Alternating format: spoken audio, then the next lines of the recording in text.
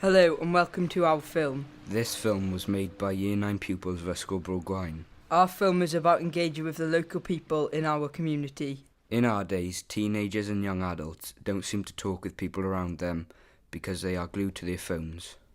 This project is about gaining confidence to talk to people in the public. Sit back, relax and enjoy.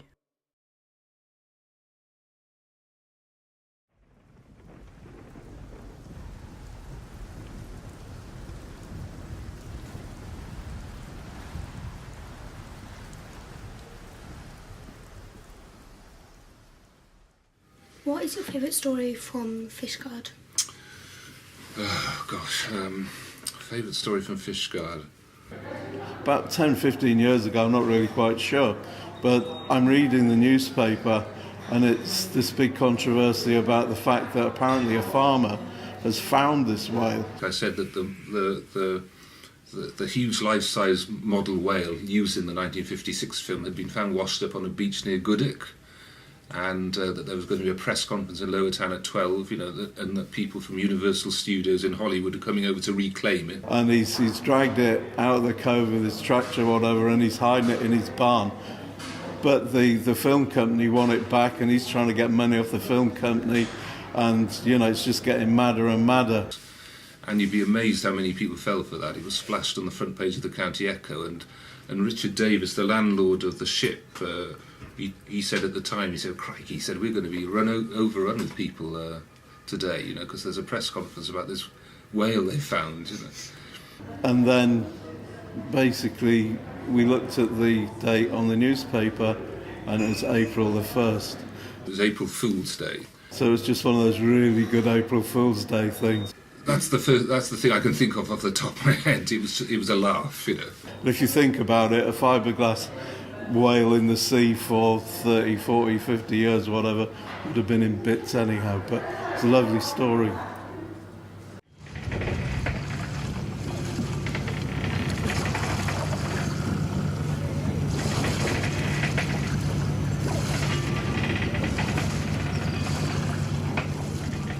Hit or sunk? Okay. Have I been on a boat that's ever been hit and sunk? Yes. Luckily, I was not the captain at the time. I was on a very large tanker coming into the Suez Canal. Do you know where the Suez Canal is? Ooh, right, okay. Go to the Mediterranean Sea, go to Egypt. There's a big canal that joins the Red Sea to the Mediterranean Sea. It's a very, very big shipping channel. So I was on a very big oil tanker, 300 metres long, 370,000 tonnes. And the big container ship came in too fast, too quick, and we closed very, very quickly. We couldn't avoid each other, so both swung away to avoid each other, and the back ends came in together. Huge collision. We put a hole of about 100 metres right the way down the side. We had containers, we've seen big steel shipping containers, 40 foot. We had about 40 of those fall on one ship onto the other. Luckily there was no oil pollution, and we had to then go to emergency repairs, and we had 500 tonnes of steel replaced. Big collision. What's the funniest thing that's been smuggled through the port? Smuggled through the port? Oh, that's a good one. I suppose if they're good smugglers, we wouldn't know what they've smuggled. I think the funniest things, quite often, we haven't seen them for a few years. We used to get circuses coming through. They were always quite good, circus animals. But of course, circuses these days, there are less and less animals coming through. I always remember when I was loading the ship once, we have horses coming through. Anybody interested in horses? Do you know anything about horses? Not really. Okay, one thing, horses, and I didn't know this, horses can't be seasick. Oh. Horses cannot be sick, so you've got to be very careful when you carry a horse on a ship, because it can't be seasick. You can kill it, effectively. So you have to be very, very careful about the sea conditions in which you carry a horse. So every time somebody comes to the port and they have horses, we find out about carrying horses. And then one day I had a call from the office and saying, "We've got a horse box, but it hasn't got a horse in it. Come and have a look. Can it travel?" And we opened it up, and it was full of ostriches. Loads of little heads popping out. And we had a question, can we carry ostriches? And the answer is yes, you can. They can be seasick, but on this occasion they weren't seasick, and they were all very happy. So Yeah, sometimes you come across nice little things like that. The story goes that they built the breakwater in the wrong direction. So instead of pointing at Dinas Headland, it points at the caravan side. And the reason why, when they had the big liner ships come here, the Mauritania and the Lusitania, that's why they always had to go outside the breakwater and not inside the breakwater, because the deep water is too shallow. Yeah. And then as a consequence of that, when the Mauritania and the Lusitania used to come to Fishguard, they were coal-powered ships. So as they came into the harbour and they dropped anchor, they took the mail bags off and they went up to London, because it was big business, the mail business. And then they used to take more coal on board. So they had small ships coming alongside putting coal. And a lot of the coal used to fall in the water. And even up until the 1970s, 1980s, which is a long time ago for you guys, a lot of the fishermen used to dredge bags of coal out and land it. And so where I live in Lower Town in Fishguard, quite often fishermen would swap bags of coal for beer. And this coal it's called anthracite. It's a very energy efficient coal. So quite often they used to have the anthracite fires going, and it was so hot it would burn out the fireplaces.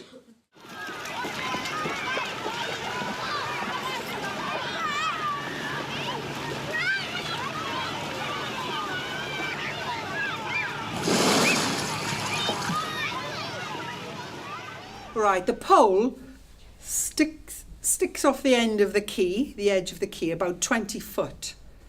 It's done when there's a high tide, so when you actually fall off the pole, you fall into deep water so you don't hurt yourself. But the pole is covered with a really thick grease. And what you do is you start at the beginning and you aim to run to the end and grab the flag. And if you got hold of that flag, you won. And she was brave enough to do it. And you get 3 attempts. And that year, I managed to get the flag twice, but my brother got it the 3rd time. And I was about 14, I was about 14 years old. Why did you do the booty pole competition? Because it was just one of the things that you did. It was a competition. There was always a big regatta, what they called a regatta, in Lower Fishguard every year with lots of swimming competitions. But the greasy pole was the one to do because it was considered the hardest. They used to smash up pianos as well. So there were lots of competitions that you could do. So I thought, right, I'm going to do this year.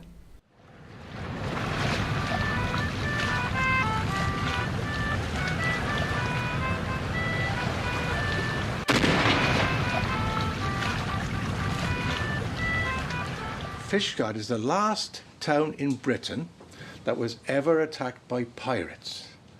And the pirates sailed into town. Now, I keep a boat down in Lower Town, and I know that if you want to anchor near enough to the town to fire a cannon in, but far enough out so you can catch the wind to take you out to sea, you anchor off what's called the fort at the end of the town there. And the pirates came and anchored at the fort, and they could lob these cannonballs into town. Have a look. Pass it round. It's heavy. Mind your feet. Yeah, you pass it round. That's what's called a round shot. It's a 7-pound cannonball, which is what the ship's guns were. And that cannonball was found stuck in the chimney of the pub next door. The pirates bombarded the town. The cannonballs flew over the top, hit the Gwaun chimney, and stuck there, and were found by some workmen about 5 or 6 years back. The story is more than that, though, because the people who were firing the cannonballs into the town, the pirates attacking the town, asked for a ransom. We won't stop firing until you pay us 2,000 guineas, which is an awful lot of money in those days. And the locals said, no, we won't do that. And there was a guy who was down in the town with a ship in Lower Town, and he was a smuggler. And he had a cannon. And they used horses to drag the cannon up onto the cliff here so they could lob cannonballs onto the pirate ship. So these cannonballs were whizzing back and forth. So it was quite a serious scrap. And the pirates eventually sailed away. And because the pirates had been here, all the people in the town wrote a letter to the government in London and said, please, we're the only good harbour in West Wales on the north coast. We would like to have some cannon to defend the town. And the government gave them the cannon that were in the fort down. Anybody been to the fort?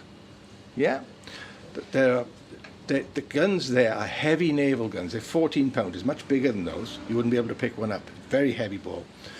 And these guns are put on the fort, and the government also sent some Chelsea pensioners. Now, these are old men who had been in the army, but then were retired, and they decided, what should we do with them? We'll send them down to Fishguard to look after the guns and teach the local people how to fire the guns. So the guns in the fort, just here, were armed by Chelsea pensioners, worked by Chelsea pensioners, and were here to protect the harbour.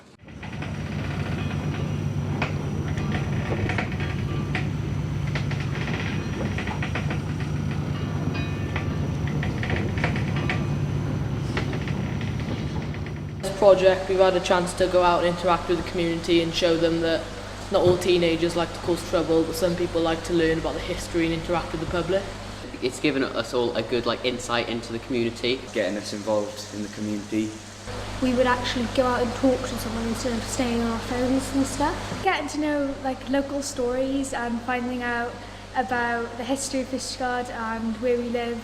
How important Fishguard actually is, because I didn't know half the things that we've learned.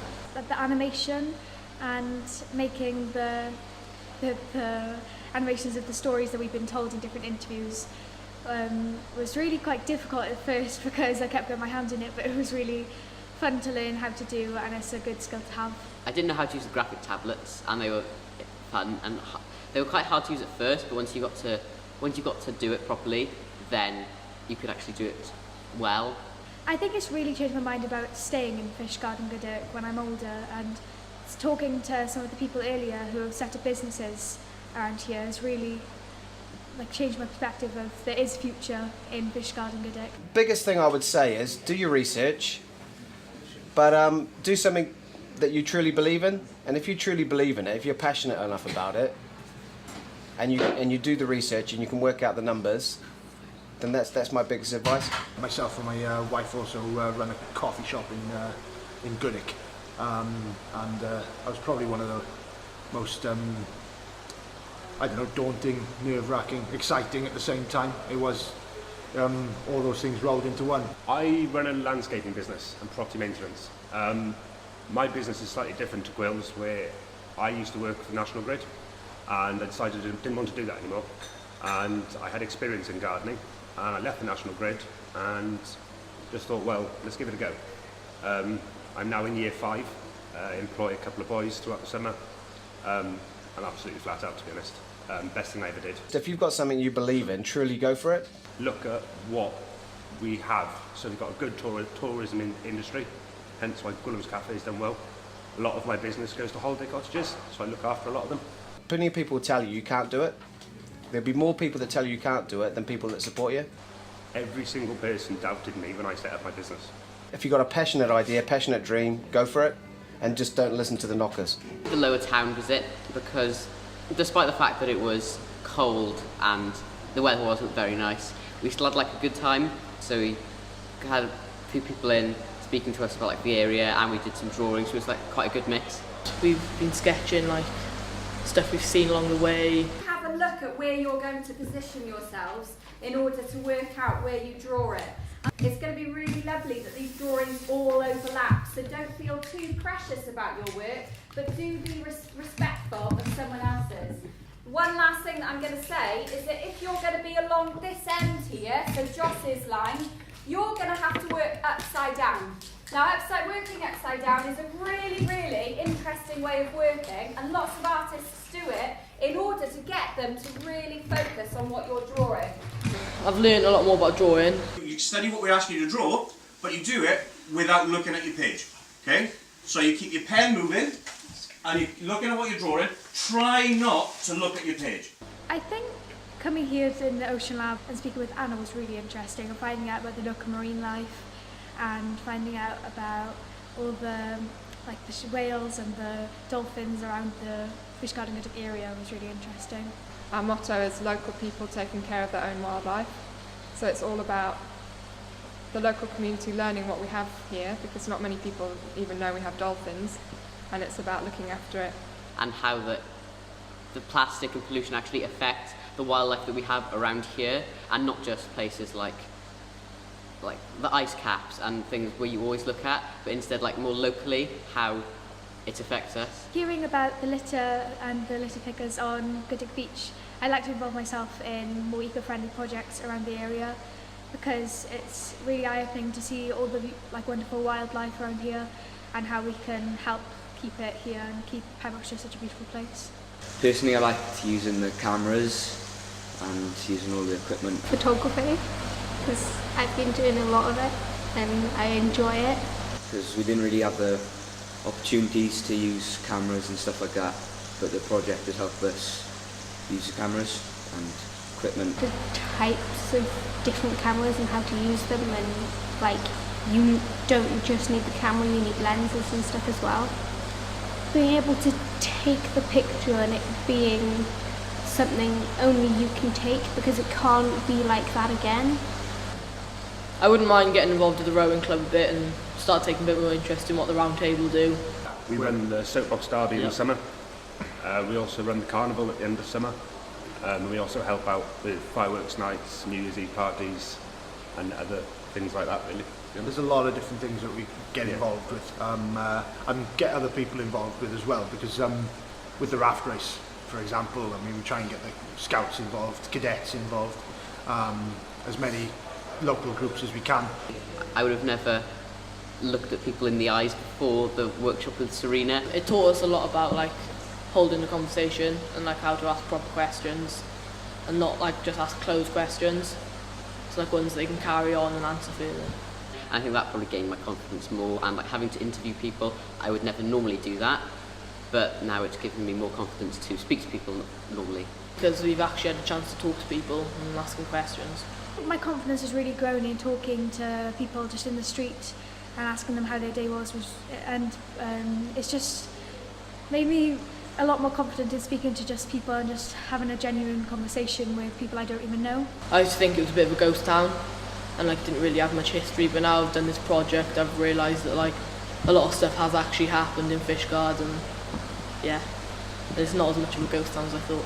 1969, when Prince Charles was made Prince of Wales, and he passed through Fishguard, and there were thousands of people here to see him come through the town, because things like royal visits were very, very rare in those days, and people lined the streets were decorated, and he went aboard the royal yacht in the bay, and I remember we went home and brought my grandmother in to see it, and people were walking along Penslade just to see the royal yacht and HMS Glamorgan. It was a big thing in those days. And then a few days later, man landed on the moon for the first time. A lot of the stories that we'd been told, so the war on the moor, and I think that was really interesting, and there was things about the town, so what different shops used to be. What's that? Yes, and what's that? St Mary's Church. So there we are, much the same as it is today, but of course you haven't got the cars and you haven't got the buses and rickshaws, buses, etc., that we've got today. And how they've developed and how some shops have stayed the same, and I think those kind of stories really stood out to me, because it really changed my perspective of how Fishguard is now compared to how it used to be. There's a lot of stuff that goes on around here that not many people know of, and it's been quite interesting to find that out. We have this technology teacher, and she's called Miss Reynolds, and she told us quite a few stories about her childhood and what all the children used to do, and it used to be a lot different because they used to just go out on the streets and there would be no cars. There was very little traffic. We could play hopscotch when I was 6 or 7. We could play hopscotch in the road outside my house. There was so little traffic. And they just used to have fun all day and slide down the cliffs, and it sounded quite fun. We used to hide. We'd start a game off in the centre bit, which is the park, which you would know now. We'd all start there, 20 or 30 of us, and we would hide round Lower Town. And when you're young, I mean, the area we must have covered and you'd be looking, and you'd catch people, and everybody would join up in one gang looking for the next person. And to hear all this, just been quite a bit of a surprise. This one's called Hole in the Bowling. And you're pulling the rope, right? Hole in the bowling, Kitty is my darling. Hole in the bowling, hole in the bowling, we don't know where we're going. Hole in the bowling, hole in the bowling, the bonny bowling. Hole in the bowling, hole in the bowling, the captain he's a growling. Hole in the bowling, hole in the bowling, it's snowing and raining. Hole in the bowling, hole in the bowling, one more pull and that'll do. Hole in the bowling, hop!